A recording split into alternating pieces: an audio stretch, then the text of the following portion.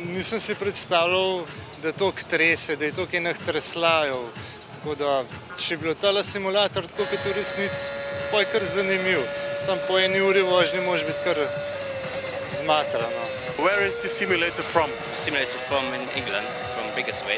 We came from Spa-Francorchamps and we're going to for the next week for other Grand Prix to Monzi. Monzi, yeah. So we do the whole European Grand Prix this simulator. And in between Grand Prix, you're in other countries? Yes, sometimes we go back to England, sometimes we need other motor show. Frankfurt last year, Geneva. We don't go anywhere else because it's impossible with this track. Kakšen je občutek?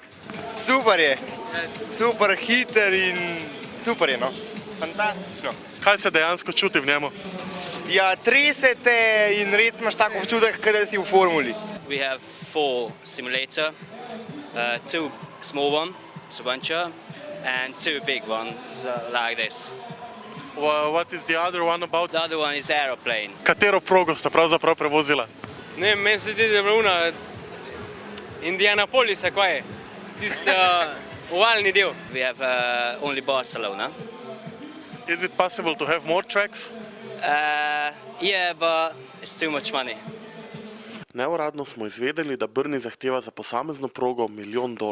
Sta bila tudi sicer že v kakšnem simulatorju podobnem morda? Ne. Pa ti? Jaz sem bil že prej enkrat, ja, ampak je bil tale boljši, no.